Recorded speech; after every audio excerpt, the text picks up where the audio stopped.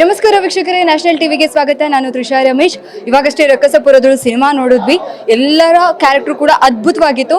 ಅದರಲ್ಲಿ ನಮಗೆ ನಗೆ ಉಣಬಡಿಸಿದ್ದು ಗೌರವ್ ಶೆಟ್ಟಿ ಅವರು. ಹಾಗೆ ತುಂಬಾ ಜನ ಇದ್ದಾರೆ, ಗೌರವ್ ಶೆಟ್ಟಿ ಕೂಡ ಇದ್ದಾರೆ. ಅವ್ರನ್ನ ಈಗ ನಾನು ಮಾತಾಡಿಸ್ತೀನಿ. ನಮಸ್ತೆ ಎಚ್ ಕೆ ಅವರೇ. ನಮಸ್ತೆ ಮೇಡಮ್, ಹೇಗಿದ್ದೀರಾ? H Kamala reporting.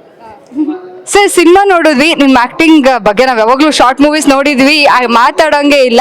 ಈ ಸಿನಿಮಾದಲ್ಲಿ ಪೊಲೀಸ್ ಕ್ಯಾರೆಕ್ಟರ್ ಮಾಡಿದ್ದೀರಾ, ಹೇಗೆ ಅನ್ನಿಸ್ತಾ ಇದೆ ಮೇಡಮ್? ಇಷ್ಟು ಸ್ಕ್ರೀನ್ ಪ್ರೆಸೆನ್ಸ್, ಇಷ್ಟು ಸ್ಕ್ರೀನ್ ಸ್ಪೇಸ್ ನಮಗೆ ರಾಜ್ಬಿ ಶೆಟ್ಟಿ ಸರ್ ಜೊತೆ ಸಿಕ್ಕಿರೋದೇ ಒಂದು ಅದ್ಭುತ. ಆಕ್ಚುಲಿ ಕ್ಯಾರೆಕ್ಟರ್ ಮಾಡ್ಬೇಕಾದ್ರೆ ಕರೆದು ಹೇಳ್ಬೇಕಾದ್ರೆ ಹೇಳಿದ್ರು, ತುಂಬಾ ತೂಕವಾಗಿರೋ ಕ್ಯಾರೆಕ್ಟರ್ ಇದು ಅಂತ. ರಕ್ಷಿತಾ ಮೇಡಮ್ ರೆಫರ್ ಮಾಡಿರೋದು. ಸಿನಿಮಾ ನೋಡಿದ್ಮೇಲೆ ಅನಿಸ್ತಾ ಇದೆ, ರಕ್ಷಿತಾ ಮೇಡಮ್ಗೆ ಥ್ಯಾಂಕ್ ಯು ವೆರಿ ಮಚ್ ಹೇಳಕ್ ಇಷ್ಟಪಡ್ತೀನಿ. ರವಿ ಸರ್ಗಂತೂ ಕೈ ಮುಗಿದೆ ಥ್ಯಾಂಕ್ಸ್ ಹೇಳಕ್ ಇಷ್ಟಪಡ್ತೀನಿ. ಅಂದ್ರೆ ಇದು ನಾನು ರೀಸೆಂಟ್ ಟೈಮ್ಸಲ್ಲಿ ಎಲ್ಲ OTT ಆಗಿರ್ಬೋದು, ಪ್ರತಿಯೊಂದು ಕಂಪೇರ್ ಮಾಡಿದಾಗ ನಾನು ನೋಡಿರೋಂಥ ಬೆಸ್ಟ್ ಥ್ರಿಲ್ಲರ್ ಸಿನಿಮಾ ರಕ್ಕಸಪುರದವಳು. ಮ್ಯೂಸಿಕ್ ಹೆಂಗೆ ಹಿಡ್ದು ಕೂರಿಸುತ್ತೆ ಅಂದರೆ ಅದು second half villain madam. Hats off to you. ಸಕ್ಕದಾಗಿ ಮಾಡಿದ್ದಾನೆ. ಅದು ಏನು ಗೊತ್ತಾ, ನೀವು ಥಿಯೇಟ್ರಿಂದ ಹೋದ್ರೂ ಮಲಗಿದ್ರು ಮಾರನೇ ದಿನ ಎದ್ರೂ ಕಾಡ್ತಾ ಇರ್ತಾನೆ, ಅಷ್ಟು ಸಕ್ಕದಾಗಿ ಮಾಡಿಬಿಟ್ಟಿದ್ದಾನೆ. ಒಳ್ಳೆ ಸೂಪರ್. ಸರ್, ಈ ಪಾತ್ರ ನಿಮಗೆ ಎಷ್ಟು ಸ್ಪೆಷಲ್ ಸರ್ ನಿಮ್ಮ ಈ ಮುಂದಿನ ಜರ್ನಿಗೆ? ಅದೇ ಅಂದ್ರೆ ಒಂದೊಂದು ಡಿಫ್ರೆಂಟ್ ಪಾತ್ರಗಳು ಮಾಡ್ಬೇಕಾಗಿರುತ್ತಲ್ಲ. ಅಂದ್ರೆ ಇದು ರಾಜ್ ಸರ್ ಜೊತೆ ಮಾಡಿರೋದೊಂದು ನಮಗೆ ತೂಕ ಜಾಸ್ತಿ ಆಗುತ್ತೆ. ಆಮೇಲೆ ಅವ್ರ ಜೊತೆ ಕಂಟಿನ್ಯೂಸ್ ಇಡೀ ಸಿನಿಮಾ ಸ್ಕ್ರೀನ್ ಪ್ರೆಸೆನ್ಸ್ ಇರೋದ್ರಿಂದ ಮೇನ್ ಕ್ಯಾರೆಕ್ಟರ್ ಅದು. ಅಂದ್ರೆ ಅವ್ರಿಗೆ ಸಪೋರ್ಟಿಂಗ್ ಆಗಿರೋದೇ ನಾನು ಇಡೀ ಸಿನಿಮಾದಲ್ಲಿ, ನಾನು ಮತ್ತೆ ನಮ್ಮ ಸಿದ್ದಣ್ಣ. ಹಂಗಾಗಿ ತುಂಬಾ ಮುಖ್ಯ ಆಗುತ್ತೆ ನಮಗಿದು. ಆಮೇಲೆ ಅಂದ್ರೆ ಕಾಮಿಡಿ, ಫನ್ನು, ಆಮೇಲೆ ಥ್ರಿಲ್ಲರು. ಒಂದು ಥ್ರಿಲ್ಲರ್ ಸಿನಿಮಾದಲ್ಲಿ ಒಂದು ಸಡನ್ ಆಗಿ ಕಾಮಿಡಿ ಮಧ್ಯೆ ಇರುತ್ತಲ್ಲ, ಅದು ತುಂಬಾ ಖುಷಿ ಕೊಡುತ್ತೆ ಜನಕ್ಕೆ ಸಡನ್ ಆಗಿ. ಆಮೇಲೆ ಇನ್ನೊಂದೇನೋ ಲಾಸ್ಟ್ ವೀಕ್ ಅಮೃತಾಂಜನ್ ಹಿಟ್ಟು, ಈ ವೀಕ್ ಪಕ್ಕ ರಕ್ಕಸಪುರದೊಳಗೆ ಹಿಟ್ಟು. 2 ಸಿನಿಮಾ ಹಿಟ್ಟು ಸಿನಿಮಾಗಳಲ್ಲಿ ಆ್ಯಕ್ಟ್ ಮಾಡಿದ್ದೀನಿ ಅನ್ನೋ ಖುಷಿ, ಸ್ಯಾಟಿಸ್ಫ್ಯಾಕ್ಷನ್ನು, ತೃಪ್ತಿ, ಅಂದ್ರೆ ಇನ್ನು ಕಾನ್ಫಿಡೆನ್ಸ್ ಮುಂದಕ್ಕೆ ಖುಷಿ ಕೊಡ್ತಾ ಇದೆ. ಅಂತೂ 2 ಸಿನಿಮಾ ಮೂಲಕ ಬೆಳ್ಳಿ ಪರದೆಗೆ ಪಾದಾರ್ಪಣೆ ಮಾಡ್ತಾ ಇದ್ದೀರಾ. ಸೊ ಡಿಫ್ರೆಂಟ್ ಜಾನರ್ಸ್, ಒಂದು ಫುಲ್ ಕಾಮಿಡಿ ಆದ್ರೆ ಇನ್ನೊಂದು ಫುಲ್ ಸಸ್ಪೆನ್ಸ್. ಹೌದು ಸರಿ, ಈ ಸಲ ರಾಜ್ಬಿ ಶೆಟ್ಟಿ ಸರ್ ಜೊತೆ ಆಕ್ಟ್ ಮಾಡಿದಿರಾ. ಅವ್ರ ಆಕ್ಟಿಂಗ್ ಬಗ್ಗೆ ನಾವು ಮಾತಾಡಂಗೆ ಇಲ್ಲ. ಸೊ ನೀವು ಅವರಿಂದ ಏನೇನೆಲ್ಲ ಕಲ್ತ್ರಿ ಈ ಜರ್ನಿಯಲ್ಲಿ? ಅಂದ್ರೆ ಅವ್ರ ಹತ್ರ ಏನ್ ಕಲಿಯೋದು, ಅವ್ರೊಂಥರ ಭಂಡಾರ. ಅಂದ್ರೆ ಅವ್ರ ಹತ್ರ ಎಷ್ಟೇ ದೊಡ್ಡ ಸ್ಟಾರ್ ಆದ್ರೂ ಯಾವ ತರ ಇರಬೇಕು ಸೆಟ್ ಅಲ್ಲಿ, ಅಥವಾ ಅವರೊಬ್ರು ನಿರ್ದೇಶಕರು ಆದ್ರೂ ಇನ್ನೊಬ್ರು ನಿರ್ದೇಶಕರಿಗೆ ಕೆಲಸ ಮಾಡ್ಬೇಕಾದ್ರೆ ಅವರು ಎಷ್ಟು ಚೆನ್ನಾಗಿ ಅವ್ರನ್ನ ತೊಡಗಿಸ್ಕೊಂತ ಇದ್ರು, ಅವ್ರಿಗೆ ಸಪೋರ್ಟಿವ್ ಆಗಿ ಎಷ್ಟು ಚೆನ್ನಾಗಿರ್ತಾ ಇದ್ರು, ಅದು ನೋಡಿ ಕಲ್ತ್ಕೊಳಕ್ ಇಷ್ಟಪಡ್ತೀವಿ. ಆಮೇಲೆ ತುಂಬಾ ನಮ್ಗೆ ಭಯ ಇರುತ್ತಲ್ಲ, ಅದನ್ನೆಲ್ಲ ಫಸ್ಟ್ ಮೀಟಿಂಗಲ್ಲೇ ಹೊಡೆದಾಕ್ಬಿಟ್ಟಿದ್ರು ರಾಜ್ ಸರ್. ಹಂಗಾಗಿ ನಮ್ಗೆ ಅಷ್ಟು ಕೋಆರ್ಡಿನೇಷನ್ನು ಅಥವಾ ಆ ಟೈಮ್ ರ್ಯಾಪೋ ತುಂಬಾ ಚೆನ್ನಾಗಿ ಬಂದಿದೆ ಸಿನಿಮಾದಲ್ಲಿ. ಅದು ಕಾರಣನೇ ರಾಜ್ ಸರ್. ಅಷ್ಟು ನಮ್ಗೆ ಸ್ಪೇಸ್ ಕೊಟ್ಟು ಚೆನ್ನಾಗಿ ಎಂಗೇಜಿಂಗ್ ಆಗಿ ಇಟ್ಕೊಂಡಿದ್ರು. ಇಡೀ ಸಿನಿಮಾ ಪೂರ್ತಿ ಕೊಳ್ಳಿದೇವ ಅನ್ಕೊಂಡ್ ಬಂದ್ರಿ. ನಿಮ್ಗೂ ಕೊಳ್ಳಿದೇವದ್ಮೇಲೆ ನಂಬಿಕೆ ಇದೆಯಾ? ಇಲ್ಲ ಮೇಡಮ್, ನಾವೇನ್ ಆ ಥರದ್ದೆಲ್ಲ ನಂಬಲ್ಲ. ಬಟ್ ಈ ಸಿನಿಮಾದಲ್ಲಿ ತೋರಿಸಿದ್ಮೇಲೆ ನಂಬಿಕೆ ಬರ್ತಾ ಇದೆ. ಆ ಥರ ತೋರಿಸ್ಬಿಟ್ಟಿದ್ದಾರೆ ರಿಯಾಲಿಟಿಯಾಗಿ. ಎಷ್ಟು ಭಯ ಪಟ್ರಿ ಶೂಟಿಂಗ್ ಮಾಡ್ಬೇಕಂದ್ರೆ?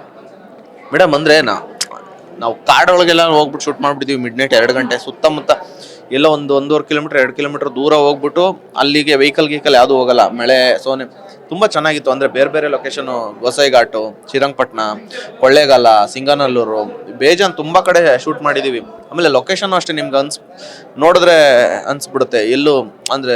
ಅಂದ್ರೆ ಈ ಟೈಮಲ್ಲಿ ಈಗಿರೋ ಟೈಮಲ್ಲಿ ಆ ಲೊಕೇಶನ್ಗಳನ್ನ ಹುಡ್ಕೋದು ತುಂಬಾ ಕಷ್ಟ. ಆದ್ರೂ ಹುಡುಕಿ ಅದು ಅದ್ಭುತವಾಗಿ ಮಾಡಿದ್ದಾರೆ ಮೇಡಮ್. ಸರ್, ಅದೊಂದು ಬೈಕ್ ಸೀನ್ ಬರುತ್ತಲ್ಲ, ಕಾರ್ ವಿಲನ್ ಅನ್ಕೊಂಡು ಹುಡ್ಕೊಂಡು ಹೋಗೋ ಟೈಮಲ್ಲಿ ರಾಜ್ ಸರ್ ಬೈಕಿಗೆ ಬೆಂಕಿ ಬಿದ್ದಿರುತ್ತೆ. ಆ ಸೀನ್ ಮೇಕಿಂಗ್ ವಿಡಿಯೋ ನೋಡಿದಾಗ ಅದು ರಿಯಲ್ ವಿಡಿಯೋ, ಯಾವುದೇ VFX ಯೂಸ್ ಮಾಡಿಲ್ಲ ಅಂತಾನೆ. ನೀವು ಆ ಶಾರ್ಟ್ ಮಾಡ್ಬೇಕಾರೆ ಇದ್ರೆ? ನಾನು ಇರ್ಲಿಲ್ಲ, ಬಟ್ ನಾನು ಮೊನ್ನೆ ಇಂಟರ್ವ್ಯೂಸ್ ಎಲ್ಲ ಹೋದಾಗ ರವಿ ವರ್ಮಾ ಸರ್ ಹೇಳ್ತಾ ಇದ್ದಿದ್ದು, ರಿಯಲ್ ಆಗಿ ಬೆಂಕಿ ಹಾಕ್ಬಿಟ್ಟು ಅದೇನೋ ಇದು ಮಾಡಿ. ಬಟ್ ರಾಜ್ ಸರ್ ಅವರು ಸುಡ್ತಾ ಇದ್ದಾಗ ಅವ್ರ ರಿಯಾಕ್ಷನ್ ಎಲ್ಲ ಪಾಪ ತೋರಿಸಿದ್ರು.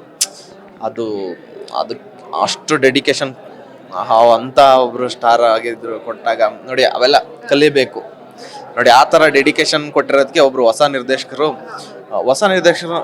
ಅಂತ ಎಲ್ಲೂ ಅನ್ಸೋದೇ ಇಲ್ಲ. ಯಾರೋ ಅದ್ಭುತ ಹಿಟ್ಗಳು ಕೊಟ್ಟಿದ್ದಾರೇನೋ ಮುಂಚೆ ಅನ್ನೋ ಥರ ಪ್ರೇಮ್ ಸರ್ ಇವರು ಗರಡಿಲ್ ಬೆಳೆದಿರೋರು ಅಂತ ಪ್ರೂವ್ ಮಾಡಿಬಿಟ್ಟಿದ್ದಾರೆ. ಆಕ್ಚುಲಿ ಇಡೀ ಸಿನಿಮಾ ಕ್ಯೂರಿಯಾಸಿಟಿ, ನಮಗೂ ಅಷ್ಟೇ ಕೂತಾಗ ಇನ್ನೇನಾಗುತ್ತೋ ಇವ್ರ ವಿಲನ್ ಅವ್ರ ವಿಲನ್ ಅಂತ ನಾವು ಡಿಸ್ಕಷನ್ ಮಾಡ್ತಾ ಇದ್ವಿ. ಇಡೀ ಸಿನಿಮಾ ಲಾಸ್ಟ್ ವರ್ಗೂ ಕ್ಯೂರಿಯಾಸಿಟಿನ ಹಂಗೆ ಹಿಡಿದಿಟ್ಕೊಂಡಿದ್ವಿ. ಓವರ್ ಆಲ್ ಸಿನಿಮಾದ ಬಗ್ಗೆ ಹೇಳೋದಾದ್ರೆ ತುಂಬಾ ಚೆನ್ನಾಗಿತ್ತು ಸರ್. ನಿಮ್ಮ ಪಾತ್ರ ಅಂತೂ ತುಂಬಾ ಚೆನ್ನಾಗಿತ್ತು. ಯಾವಾಗ ನೀವು ಸೀರಿಯಸ್ ಕ್ಯಾರೆಕ್ಟರ್ ಮಾಡೋದು ಸರ್? ಮೇಡಮ್ ಇವಾಗ ಟ್ರೈ ಮಾಡ್ತಾ ಇದೀವಿ ಮೇಡಮ್. ಇವಾಗ ಟ್ರೈ ಮಾಡ್ತಾ ಇದೀವಿ. ಅಂದ್ರೆ ಕಾಮಿಡಿಯಾಗಿ 100% ಅನ್ಸುತ್ತೆ. ಯಾಕಂದ್ರೆ ನಾವು ಶಾರ್ಟ್ ಫಿಲಮ್ ಒಂದೆರಡು ಟ್ರೈ ಮಾಡಿದೀವಿ, ಜನ ತುಂಬಾ ಇಷ್ಟಪಟ್ಟಿದ್ದಾರೆ. ಹಂಗಾಗಿ ಇನ್ಮೇಲೆ ಟ್ರೈ ಮಾಡ್ತಾ ಹೋಗ್ತಾ ಇರ್ತೀವಿ. ಅಂದ್ರೆ ಕಾಮಿಡಿ ಫನ್ನಾಗಿ ಹೋಗಿ ಹೋಗಿ ಹೋಗಿ ಎಂಡಲ್ಲಿ ಒಂದು ಅಂದ್ರೆ ಯಾರೇ ಒಬ್ರು ನಗ್ಸಿರೋರು ಕೊನೆಯಲ್ಲಿ ಅಳಿಸ್ಬಿಟ್ರೆ ಅದು ತುಂಬಾ ಜನ ಕನೆಕ್ಟ್ ಆಗ್ಬಿಡ್ತಾರೆ, ತುಂಬಾ ಬೇಜಾರಾಗ್ಬಿಡುತ್ತೆ ಜನಕ್ಕೆ. ನಿಮ್ ಶಾರ್ಟ್ ಮೂವೀಸ್ ಅಲ್ಲಿ ಹೆಂಗಿರುತ್ತೆ ಅಂದ್ರೆ ನಾವು ನಗ್ತೀವಿ, ಆದ್ರೆ ನಿಮ್ ಫೇಸ್ ಎಕ್ಸ್ಪ್ರೆಷನ್ ನಿಮ್ ಮುಖದಲ್ಲಿ ನಗುನೇ ಇರಲ್ಲ, ಬಟ್ ನಾವು ನಗ್ತಾ ಇರ್ತೀವಿ. ಅದೊಂಥರ ನಿಮ್ಗೆ ಅದೊಂಥರ ನ್ಯಾಚುರಲ್ ಕಾಮಿಡಿ ಅಂತಾರೆ, ಅದಕ್ಕೆ ಸಿಚುವೇಶನಲ್ ಕಾಮಿಡಿ ಅಂತಾರೆ. ಅಂದ್ರೆ ರೀಸೆಂಟ್ ಟೈಮ್ಸ್ ಅಲ್ಲಿ ಅದು ಕಡಿಮೆ ಆಗ್ಬಿಟ್ಟಿತ್ತು. ನಮ್ಮ ಟೀಮ್ ಇಂದ ಸ್ಟಾರ್ಟ್ ಆಗಿದ್ದು ಸಿಚುವೇಶನಲ್ ಕಾಮಿಡಿ. ಸಿಚುವೇಶನಲ್ ಕಾಮಿಡಿ ಅಂದ್ರೆ ಏನ್ರಿ, ಆ ಸಿಚುವೇಶನ್ ನಗು ಬರ್ಸ್ಬೇಕು, ನಾವು ಬಲವಂತದಿಂದ ನಕ್ಬಿಟ್ಟು ನಿಮ್ಗೆ ನಗು ಬರ್ಸೋದಲ್ಲ. ನಾವು ಅಮೃತಾಂಜನ್ ಸಿನಿಮಾದಲ್ಲೂ ಅದನ್ನೇ ಟ್ರೈ ಮಾಡಿದ್ದು, ಅದು ವರ್ಕ್ ಆಗಿದೆ, ಜನ ಇಷ್ಟಪಡ್ತಾ ಇದ್ದಾರೆ. ಇಲ್ಲೂ ಅಷ್ಟೇ, ನೀವು ರಕ್ಕಸಪುರದಲ್ಲಿ ನೋಡಿದ್ರೆ ಬಲವಂತವಾಗಿ ನಗ್ಸೋಂತ ಪ್ರಯತ್ನ ಅಲ್ಲ, ಆ ಸಿಚುವೇಶನ್ ನಿಮ್ಗೆ ನಗು ಬರುತ್ತೆ. ಈ ತರನೇ ಒಂದು ಮಾಡ್ಕೊಂಡ್ ಬರ್ತಾ ಇರೋದು. ಓಕೆ, ತುಂಬಾ ಚೆನ್ನಾಗಿ ವರ್ಕ್ ಆಗಿದೆ ಮೇಡಮ್. ರಕ್ಕಸಪುರದಲ್ಲಿ ಸಿನಿಮಾನು ಸೂಪರ್ ಆಗಿದೆ, ಅದ್ಭುತವಾಗಿದೆ. ಬಂದು ಥಿಯೇಟ್ರಲ್ಲಿ ಎಕ್ಸ್ಪೀರಿಯನ್ಸ್ ಮಾಡಿ. ಈ music next level. Thank you so much sir, all the best ನಿಮ್ಮ ಸಿನಿ ಜರ್ನಿಗೂ.